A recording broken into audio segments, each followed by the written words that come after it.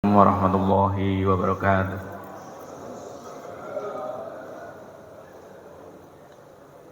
Al-Fatihah.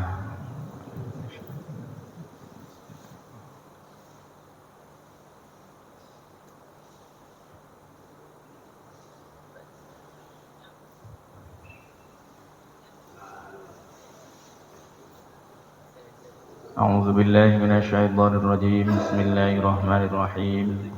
Alhamdulillahi rabbil alamin. Allahumma shalli ala sayyidina wa maulana Muhammadin wa ala alihi wa sahbihi wa sallim ajma'in, amma ba'du.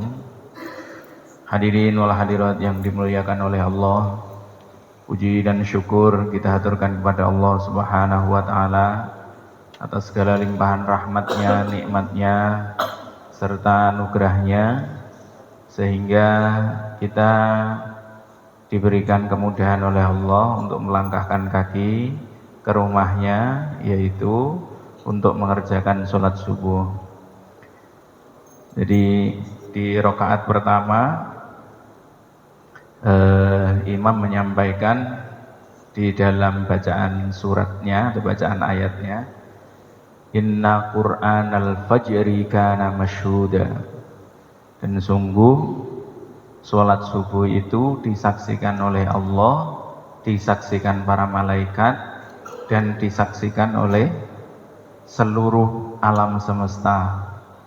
Kaki yang melangkah ke masjid, setiap ubin yang kita injak, itu menjadi saksi bahwa di waktu pagi yang gelap gulita kita tetap keluar. Kalau ditanya lebih utama yang rumahnya dekat masjid atau yang jauh, dua-duanya memiliki kelebihan dan memiliki kekurangan. Yang dekat dengan masjid, ya keutamaannya ya lebih mudah mendengar azan, sehingga berpotensi jalan kaki cukup.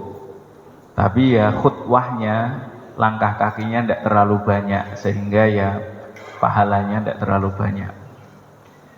Kalau yang jauh dari masjid, ya azannya agak jauh. Seandainya tidak berangkat juga tidak dilihat oleh tetangga.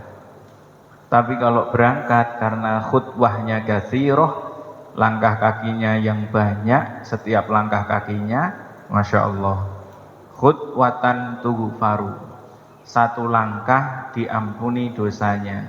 Khutwatan turfa'u, satu langkah berikutnya diangkat derajatnya. Khutwatan, kemudian yang langkah yang ketiga bagaimana itu? Satu langkah diampuni, satu langkah diangkat derajatnya, satu langkah berikutnya tuktabu lahul hasanah, dicatat baginya satu kebaikan. Jadi semakin jauh semakin banyak. Saya paling jauh dari Veteran, tapi ada yang lebih jauh Pak Mas. Masya Allah. Iya, ada yang dari Bone. Iya. Ya saya paling jauh, saya dari Jawa.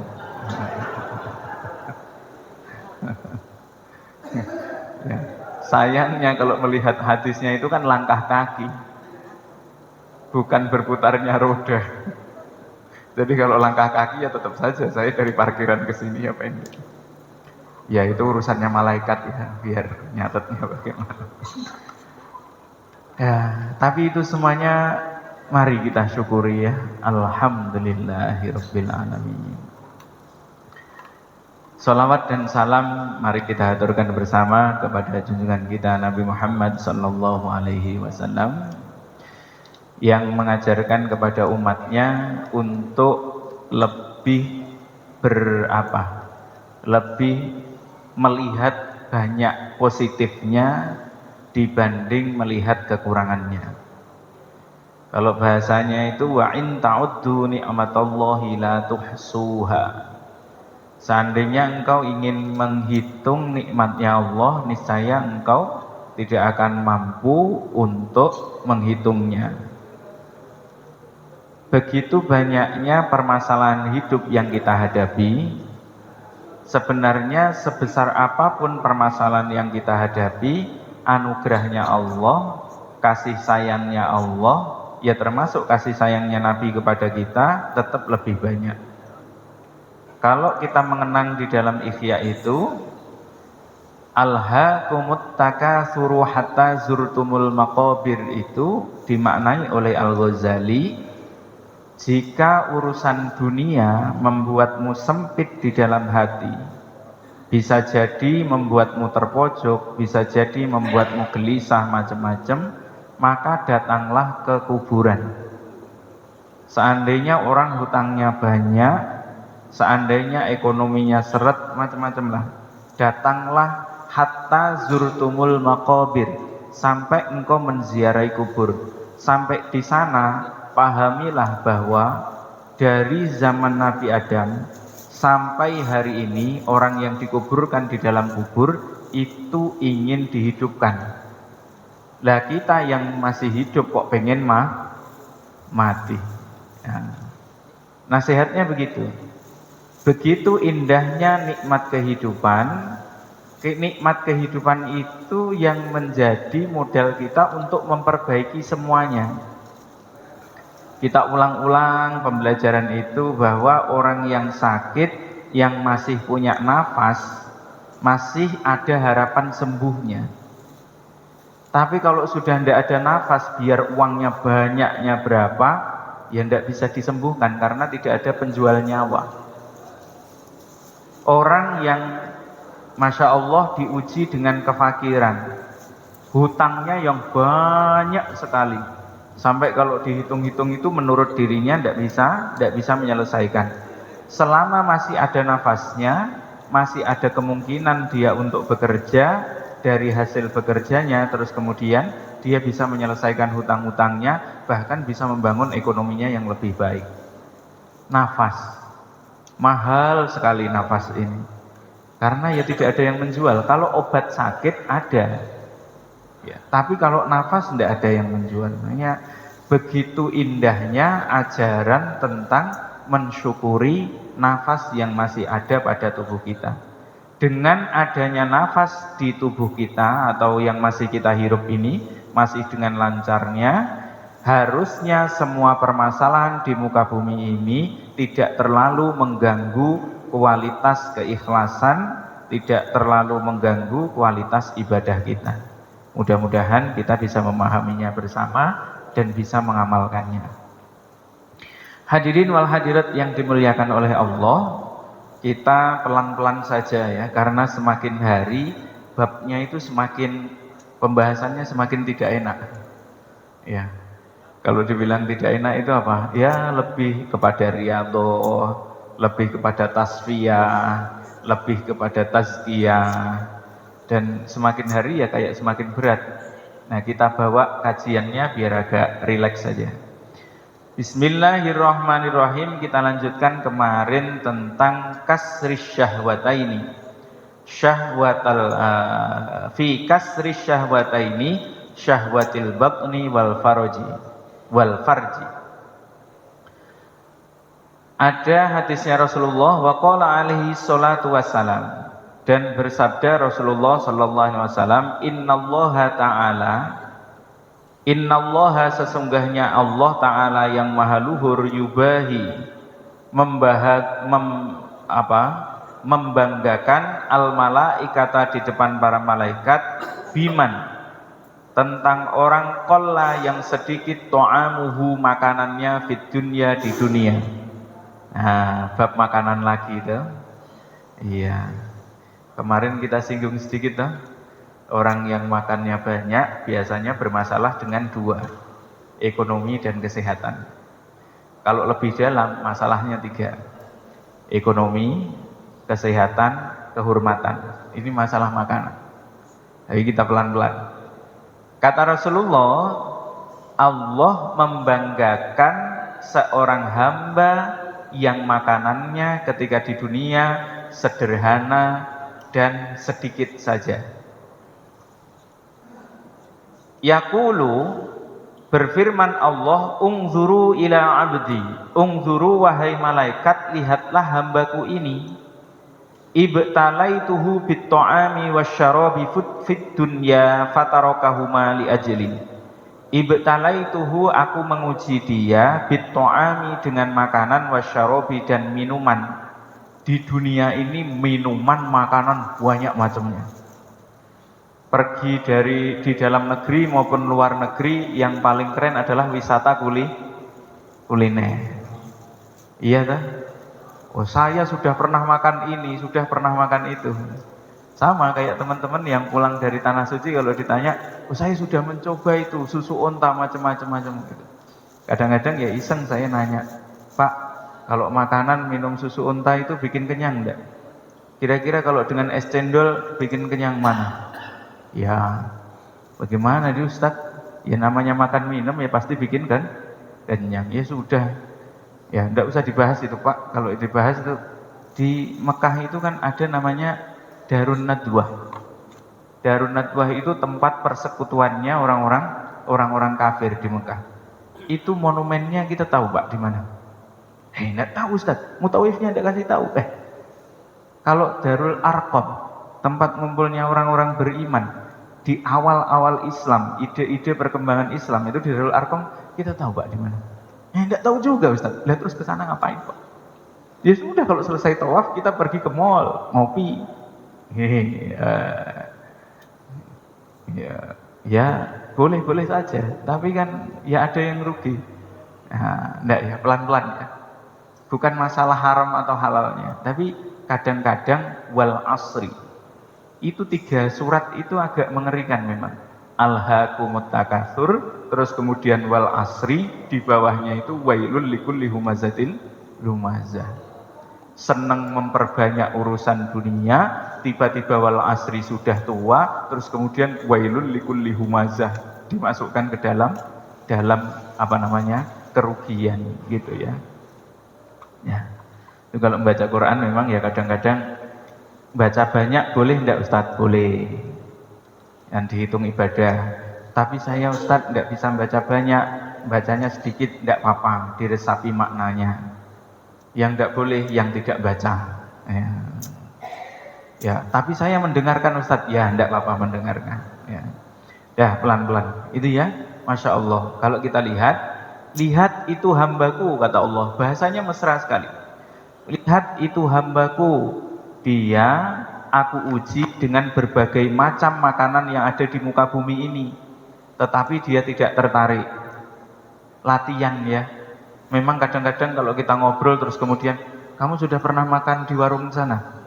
Sudah makan di rumah makan sana? Itu kalau belum ke sana ya muncul penasarannya, ya muncul sedihnya. Tapi kalau ngomong, kamu sudah pernah qiyamul lail 50 rakaat seperti Harun Ar-Rasyid?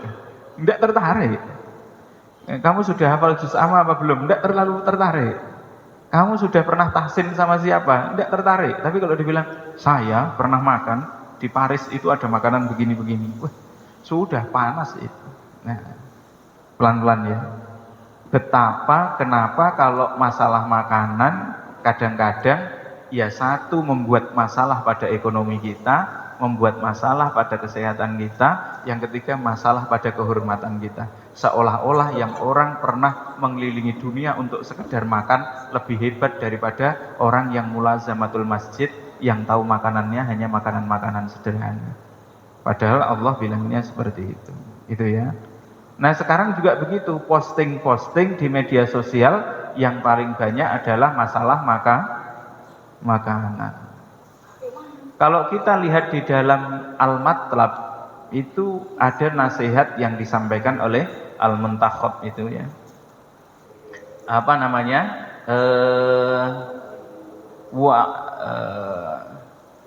Dan hendaknya seorang muridun itu bukan hanya murid anak sekolah ya. Muridun itu dari kata aroda, orang yang menghendaki bertemu dengan Allah itu meninggalkan apa namanya, sukana wadukan, sedikit sekali pergi ke pasar dan toko-toko gitu, hendaknya sedikit sekali. Wa qallikul laka inin makana, dan hendaknya dia tidak terlalu tertarik dengan hal-hal yang tidak membantu dia untuk mengantar lebih dekat dengan Tuhannya. Jangan bilang, Ustadz saya jualan di pasar. Ya enggak apa-apa, ini pelan-pelan ya. Ya boleh-boleh saja. Ya artinya kan menjual nanti dapat hasilnya digunakan untuk ibadah, boleh. Warung saya di pasar Ustaz, iya, tidak apa-apa itu. Yang jadi masalah yang kita-kita ini loh. Yang pekerjaannya tidak di pasar, yang seneng di pasar. Senengnya bukan untuk berbelanja kebutuhan, hanya mengumbar hawa nafsu saja untuk makan, minum, beli apa yang tidak penting. Nah, kalau kita melihat lagi keterangannya Az-Zarnuji dalam Ta'limul Muta'alim masih senada dengan pembahasan itu tadi. Hendaknya seseorang itu mengambil penutup ketika dia makan di tempat umum, makan di restoran, makan di warung, itu hendaknya mengambil tutup. Yushaku dikhawatirkan angka nafihi sa'ilun, dikhawatirkan nanti ada pengemis lewat mau minta ndak berani, terus kemudian dia berdoa kepada Allah, ya Allah, Engkau memberikan anugerah kepadanya, tapi aku ndak Engkau berikan anugerah seperti dia. Demi keadilanmu, ujilah dia dengan ujian yang seperti menimpa saya. Nah, kejadian makan di tempat terbuka itu kalau melihat kacamata Ta'limul Muta'alim itu tidak cocok, kacamata Al-Matlab juga tidak cocok lah, apalagi kalau kita memposting. Khawatirnya ada orang tidak mampu beli, perutnya keroncongan, terus berdoa kepada Allah. Coba kalau kita buka-buka dalam tafsir Marah Labid ya, asbabnya itu kalau ditanya berpisahnya Yusuf dengan Yakub, dengan ayahnya, Nabi Yakub itu bersyukur kepada Allah sebab memiliki 12 anak laki-laki semuanya solih-solih semua. Bikinlah haflah, membikin sebuah acara haflah, ayo pesta. Tiba-tiba datang orang fakir untuk meminta, ya masalah percaya atau tidak ya nanti, kalau begitu kan ya susah. Ini saya membaca riwayatnya begitu. Datanglah seseorang yang meminta-minta, ada yang mengatakan itu malaikat yang disuruh oleh Allah dengan pakaian yang sederhana, dengan wajah yang sederhana, meminta untuk ikut makan dalam haflah tersebut. Saat mau datang, Nabi Yakub sibuk bertemu dengan tamu dan undangan yang mewah-mewah, yang tinggi-tinggi. Nabi Yakub memanggil khodimnya, wahai khodimku, pelayanku, layani juga itu tamuku yang sederhana. Sebenarnya Nabi Yakub kalau dalam riwayat tidak salah. Nah ini si khodim karena yang ngurusi tamu juga, tidak segera mengurusi itu tamu yang sederhana, yang orang fakir itu tadi, sampai orang fakirnya lapar sekali, terus pulang berdoa, ya Allah, ujikan kepada Yakub kelaparan seperti apa yang aku rasakan. Tidak enak sekali. Ya, kita merasa senang. Ini urusan makanan. Makanya ngajinya tidak terlalu enak. Tapi ngajinya dibikin enak saja, pelan-pelan. Sehingga nanti bagaimana caranya kita mengatur sedemikian rupa, seandainya kita bikin acara, bikin pesta, yang paling utama kita berikan adalah kepada orang-orang yang sederhana itu. Minimal doanya doa yang baik-baik gitu. Nah, setelah itu kejadian saudaranya Yusuf tidak cocok dengan Yusuf. Yusuf dicemburui, Yusuf dilempar ke sumur, Yusuf diambil keluarganya Aziz, kemudian dipenjara, kemudian dikeluarkan penjara, kemudian ada kekeringan 7 tahun. Nabi Yakub akhirnya kelaparan juga, tapi fase laparnya lama, selisihnya 20 tahun dari doanya, dari doa orang fakir itu tadi. Ya kadang-kadang yang jadi masalah kalau kita berbuat zalim hari ini, terus turunnya balasan itu 20 tahun yang akan datang. Meskipun kalau Imam Nawawi bilang lebih baik turunnya 20 tahun yang akan datang daripada turunnya setelah kita mati. Ya kalau turunnya setelah mati kita tidak ada kemampuan untuk memperbaiki. Tapi kalau turunnya masih di dunia, seumpama kita ingat kan, ya Allah, banyaknya salahku di waktu muda. Hari ini saya di hari tua diuji dengan sakit, diuji dengan fakir, diuji dengan kehinaan, dengan kesendirian, tidak apa-apa. Itu hendaknya falyashkurillah, hendaknya dia bersyukur kepada Allah. Kenapa? Diselesaikan di dunia. Daripada nanti ya kelihatan di dunia baik-baik saja, setelah di akhirat hisabnya begitu banyak sekali. Nah, kita kan nggak bisa. Ya, ngomong kita enak Ustadz, jalani yang tidak enak sama. Ya, akhirnya dikatakan kemarin kita mengingat di sini bahwa kesulitan hidup, ya, ujian atau musibah atau kesulitan hidup selama syaratnya orang itu dalam kondisi beriman sama dengan rahmatnya Allah. Ini ya, syaratnya adalah beriman. Jika ujian, musibah, kesulitan hidup itu disebabkan orang beriman yang dosa, jika dia disebabkan oleh dosa, maka ini menjadi pelebur atau penghapus. Enak toh? Masih hidup diuji oleh Allah dengan segala kesulitannya. Kalau memang itu sebab dosa-dosa kita di masa lalu, sebagai pelebur dan penghapus, masuk surga aman. Lah padahal satu hari di sana katanya kan 50.000 tahun lebih banyak daripada di sini. Nah, ada yang mengatakan 1000 tahun dan sebagainya. Nah, tapi kalau seandainya ini adalah ujian, kita tidak pernah melakukan kesalahan, tapi memang ini murni ujian saja dari Allah, ini menjadi naiknya derajat. Maka tidak ada yang keluar dari mulut orang mukmin kecuali lafaz alhamdulillahi rabbil alamin. Susah, alhamdulillah. Seneng, alhamdulillah. Nah, ini kaidah ya. Jadi kalau kita bicara kaidah loh, Ustadz katanya kalau susah itu harus syukur. Susah itu harus bersabar. Orang yang tidak sadar tidak bisa sabar. Kesadaran itu dimulai dari kesyukuran. Alhamdulillah ya Allah, tangan saya sakit tapi kaki saya masih sehat. Daripada dua-duanya sakit. Ya, silakan pokoknya dikembangkan sendiri, direnungkan. Nanti kalau saya terlalu membahasnya, tidak selesai-selesai ngaji kitabnya. Ya. Bismillahirrahmanirrahim. Ishhadu ya malaikati. Ishhadu, saksikanlah wahai para malaikatku. Ma min aklatin, tidaklah dari satu makanan, satu suapan, yada'uha, yang dia tinggalkan, illa abdaltuhu, kecuali aku gantikan untuk dia, biha, sebab satu suapan tadi, darajatin fil jannah, naiknya derajat dia di surga. Iya, paham ya? Jadi kalau ada hidangan, kalau kata Rasulullah kan, samillah wa kul biyaminika wa kul mimma yalika. Sebut asma Allah, makan pakai tangan kanan, cukup yang ada di dekatmu. Tapi Ustadz ini pesta prasmanan, di sini ada sate, sana bakso, sana sup, sana konrohal, keliling Ustadz. Kesempatan. Ya tidak dilarang sih. Hanya kan sudah terlanjur kita ngaji ihya.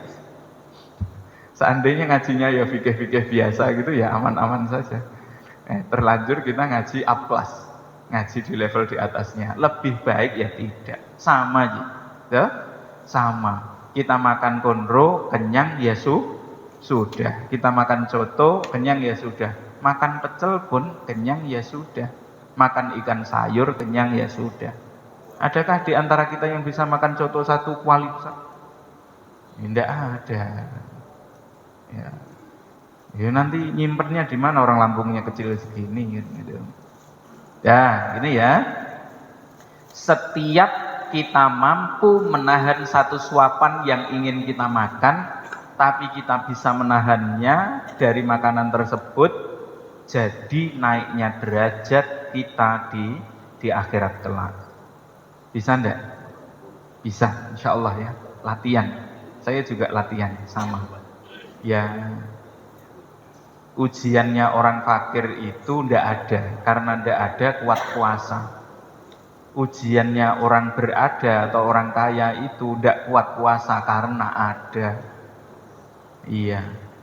Lah mau puasa kan memang semuanya ada, di meja ada buah-buahan, di kulkas-kulkasnya 4 pintu atau 6 pintu. Iya. 2 pintu kiri kanan, tapi kan pintunya 3 sub. Di atas freezer, di bawahnya agak dingin, di bawahnya ini. Masya Allah. Itu kan menimbun makanan, tidak masuk kan dalam ihya. Iya. Terus kulkas saya bagaimana Ustaz? Kasih saya saja. Iya. Nanti saya jual. Iya, tidak baik sekali. Jadi kalau kita bilang orang kaya kulkasnya banyak, tapi dia tidak punya santri, tapi tidak pernah ada tamu ke rumahnya, hisabnya itu berat. Summalatus alunna yauma idzin anin naim. Nanti ditanya, kulkasnya besar tidak apa-apa, santrinya 1000 kok. Jadi kulkasnya harus besar, nyimpan makanan, ngopeni santri, artinya mengurus santri. Ya kalau tidak ngurus santri, keluarganya banyak. Anak, istri, cucunya, sama menantunya ada di situ, diurus semuanya, ya hisabnya sedikit. Tapi kalau kulkasnya besar, rumahnya besar, orangnya hanya berdua, saya tidak ikut-ikutan ya.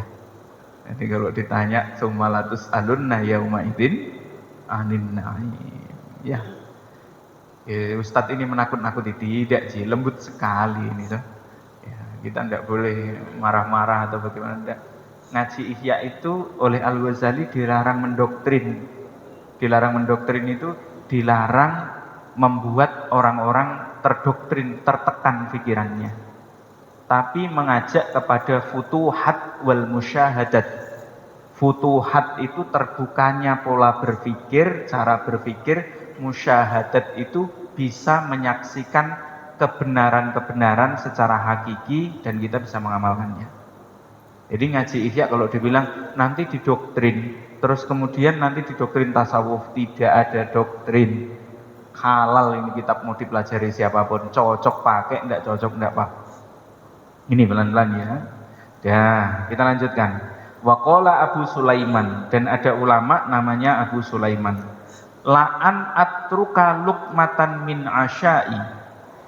Sungguh seandainya aku meninggalkan satu suapan makanan min asyai dari waktu makan malamku, ahabbu ilayya, lebih aku sukai min qiyami lailatin ila subhi, daripada qiyamul lail sampai subuh. Ini ucapannya ulama, bukan ucapannya Nabi. Saya kalau bisa menahan makan malam, tidak makan malam, itu menurut saya jauh lebih baik, lebih saya sukai daripada saya sholat malam dari tengah malam sampai waktu subuh. Siapa yang masih hobi makan malam? Saya termasuk. Ini ngajinya mau sampai malam, habis ngaji disiapkan makanan. Tidak dimakan ya tidak enak, dimakan tahu ilmunya. Iya.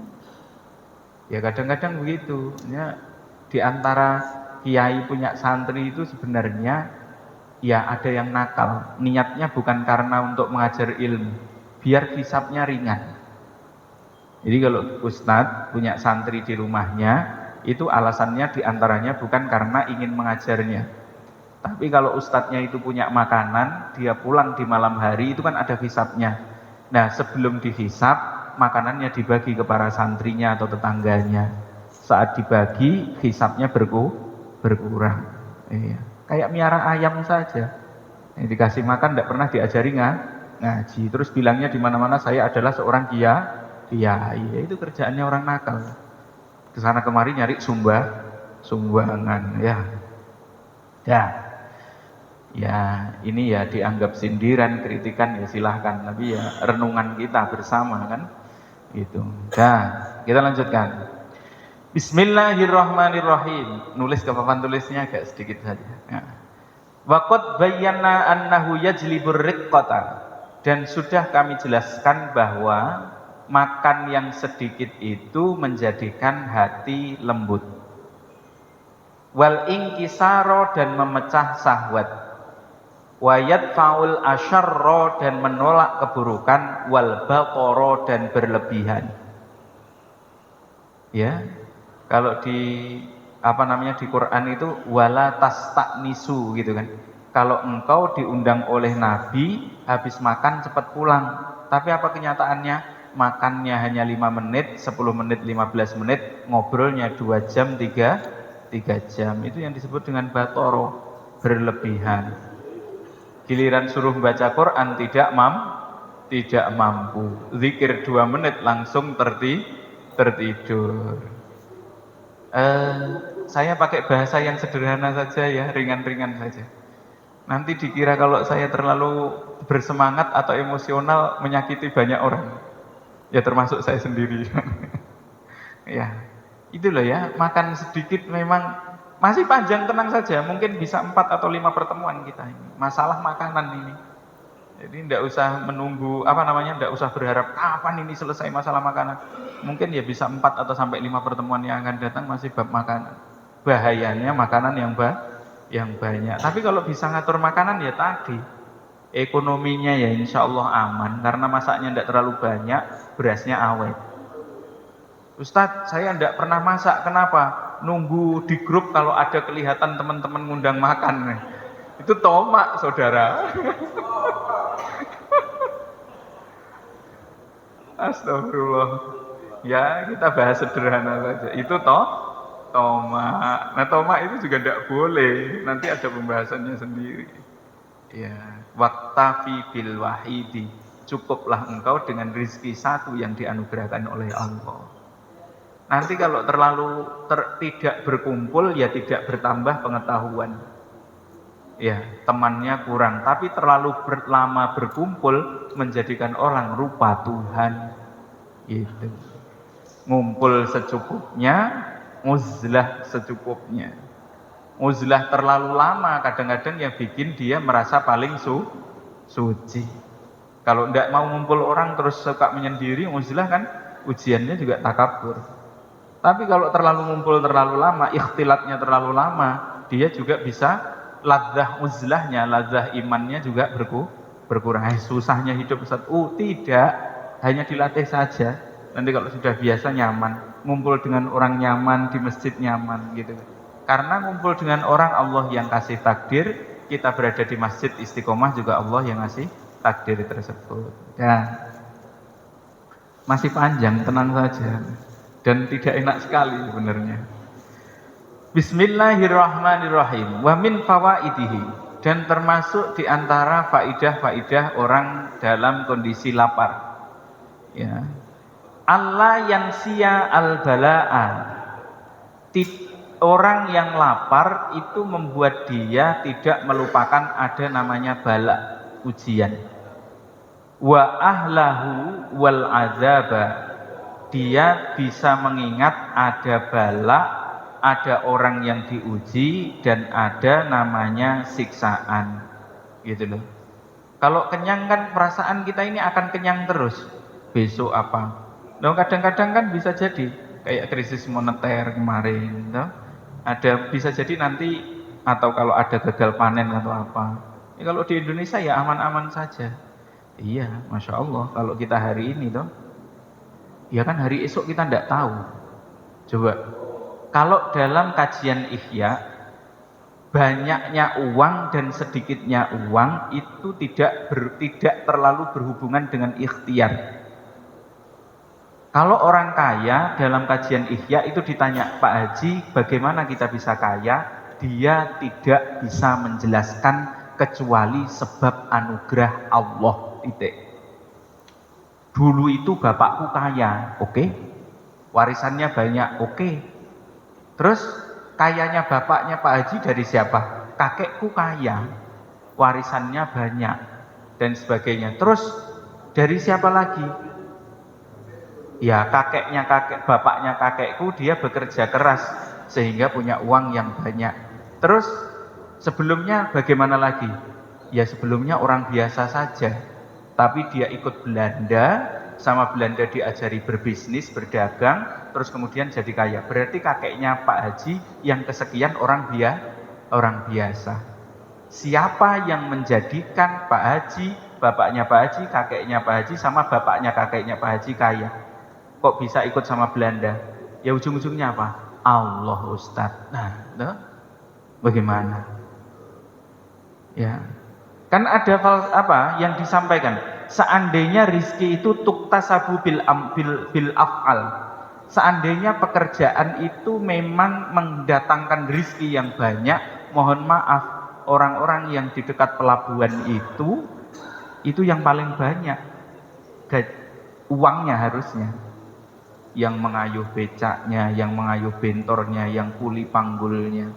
Itu uang 50.000 bisa baku tikam mereka kalau yang suka naik pel nih.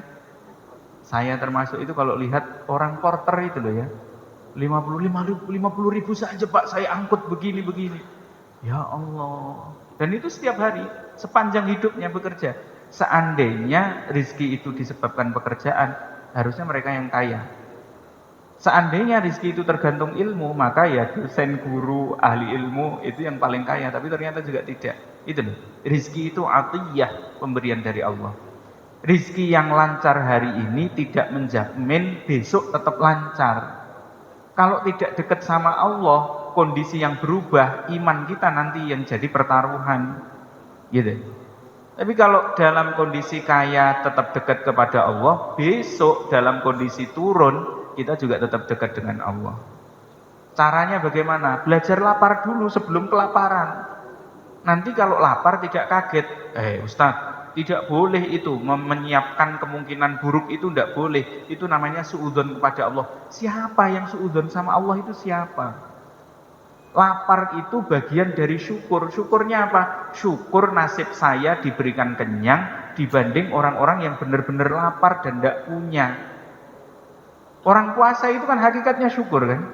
Syukur sehat, syukur taat, syukur atas rizki yang dianugerahkan kepadanya. Hakikatnya puasa, sehingga puasa jadi ringan.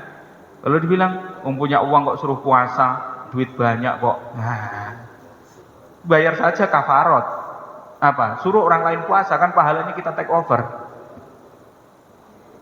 Apalagi kalau dibalik lagi, orang yang ngasih buka puasa, pahalanya seperti orang yang berpuasa. Kalau yang berpuasa satu masjid 100 orang, saya tidak usah puasa Ustaz. Kenapa?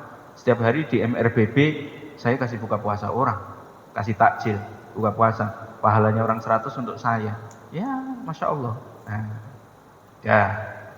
Wabi yastauli 'alan nafsi wasyaitani fayaqma'uhuma. Dan dengan rasa lapar itu kita bisa mengalahkan nafsu syahwat kita dan syaitan. Wabihi yadu mustahar. Dan dengan rasa lapar orang tidak ngantuk. Ayo berdebat, bahan diskusi ini. Ustadz, kalau saya lapar ya ngantuk. Iya apa tidak? Tidak bisa tidur. Nah, kalau lapar tidak bisa tidur. Kenyang itu yang bikin ngantuk. Ya. Terus wayan dafi'un naum, dan dia bisa menjaga dirinya dari banyak tidur. Walidzalika kana ba'du syuyukhi, dan karena hari itu banyak para syekh, para orang-orang tua dulu, yakifu ala ra'sis safrati yaqulu ma'asyiral muridin la ta'kulu katsiran fatashrabu katsiran. Makanya orang-orang tua dulu, para guru itu kalau di sore hari menjelang maghrib dia akan keluar bertemu dengan keluarganya, bertemu dengan santrinya atau murid-muridnya. Dia bilang, ma'asyirul muridin, wahai murid-muridku, la ta'kulu katsiran, jangan makan terlalu banyak. Fatashrobu katsiran, kalau sudah makan banyak minummu banyak. Fatar kudu katsiran, kalau makan minummu banyak tidurmu banyak. Fatah syuru katsiran, maka engkau akan menyesal banyak yang terlewatkan dalam hidupmu. Sampai sini saja ya. Saya sudah berat untuk menjelaskan lagi, terlalu lebih dalam lagi. Makanya hadirin wal hadirat yang dimuliakan oleh Allah, sebelum kita bertanya jawab, kita kembali ke sini tentang kaidah kebaikan dalam melatih diri ya. Kebaikan dalam mengelola syahwat perut yang berhubungan dengan makanan. sebab makanan. Nah, satu, orang yang sedikit makannya berarti dia mengelola syahwat perutnya dengan baik, dijamin ekonominya baik. Yang kedua, kesehatannya baik. Yang ketiga, kehormatannya terjaga. Yang nomor 4, dia dekat dengan kebenaran atau keberuntungan kebenaran. Wallahu a'lam bishawab. Silahkan kalau ada yang mau bertanya.